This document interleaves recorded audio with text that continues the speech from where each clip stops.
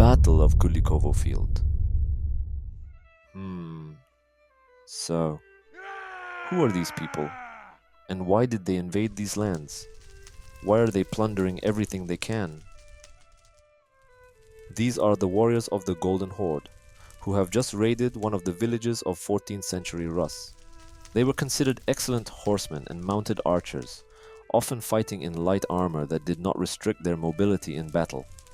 Very often they wore traditional high fur or leather hats called bashliks.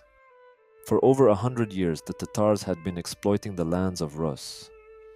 They regularly raided bordering settlements and took whatever they could grab. Alright, but why did no one do anything about it? The situation of the local territories did not allow for it. Rus was not one united state as it used to be. It was divided into many smaller territories ruled by local princes.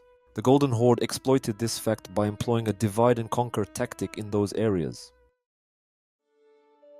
The Khans forced the rulers of Rus to pay enormous tributes, which were collected from ordinary people. They pitted cities and nobles against each other.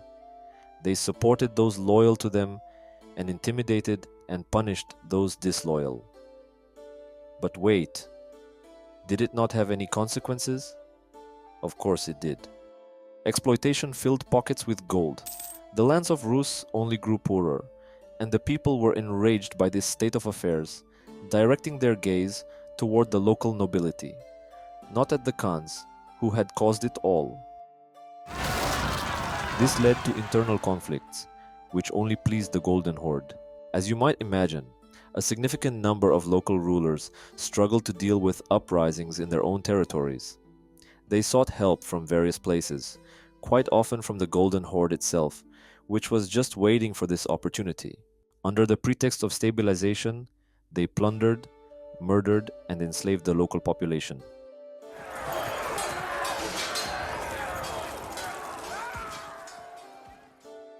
The subjects who lost their wealth, family, or simply had enough of living in fear, began to emigrate from the borderlands to safer places. One of them was the Principality of Vladimir Suzdal, with its capital in Moscow. Well, you probably understand it yourself. No one would want to live close to the border with people who have just stolen your entire supply of milk. I'd better go check what that was. Moscow, situated away from the main fronts of the Mongol invasions, enjoyed relative stability and development during those times. It was located at the crossroads of important trade routes that were crucial for both local and international trade. The influx of new laborers, such as artisans, farmers, and merchants, strengthened the duchy's economy and significantly contributed to the region's development. A crucial figure was the ruler Ivan Kalita. He led an active territorial expansion, significantly enlarging the area governed by the Principality of Moscow, ultimately becoming the largest and most powerful state in Roses. Ivan centralized power in his territories, reducing the autonomy of local princes and thereby strengthening his control. He also established close relations with the Orthodox Church, which allowed him to count on the support of the clergy and the common people. An important element turned out to be the policy towards the Golden Horde. Ivan Kalita knew that he could not sever ties with the Tatar yoke. Due to the emergence of a new, strong opponent in the form of the Grand Duchy of Lithuania, he chose to be subservient to the Khans, ensuring a long period of peace for his people. After years of peace and development in the Principality, in 1359, the grandson of Ivan, Dmitry Ivanovich Donskoy, ascended to the throne.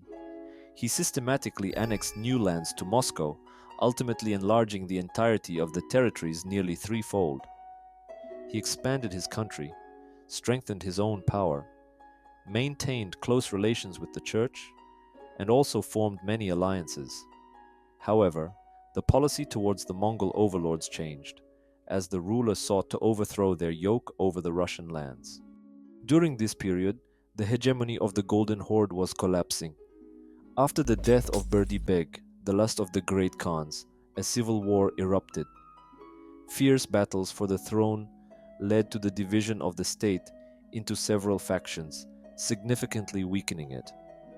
The Principality of Moscow and the Grand Duchy of Lithuania took advantage of this dire situation to strengthen their positions. By the way, in 1368, the Grand Duchy of Lithuania laid siege to Moscow itself. And what do you think? Did they manage to do it? The answer is no. After 3 days of siege, they withdrew. Moscow remained unconquered. They probably got cold or something. It's gotten chilly. I'm going to put something on. The largest part of the former Golden Horde was ruled by Khan Mamai. The remaining Khanates were constantly fighting for power, and the Mongols were gradually being overthrown in the Caucasus and China. A punitive expedition was sent to Rus, but it was repelled.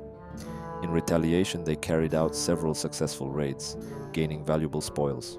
The Mongol leader Mamai was displeased with the rising power of the Grand Duchy of Moscow.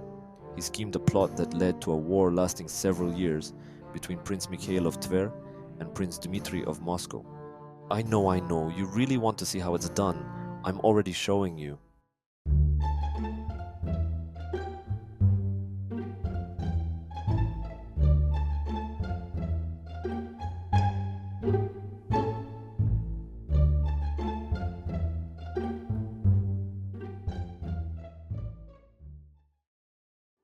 However, most of the Rus' principalities sided with the ruler of Moscow.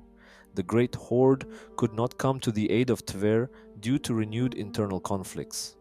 Dmitry ultimately triumphed, leading to the signing of an agreement for mutual assistance against Tatar or Lithuanian aggression. The power of Moscow increased after the change of power in Lithuania. In 1377, the new Grand Duke of Lithuania directed his policy towards the west. He filled important positions with his trusted people, while at the same time distancing the princes who ruled in the Russian districts.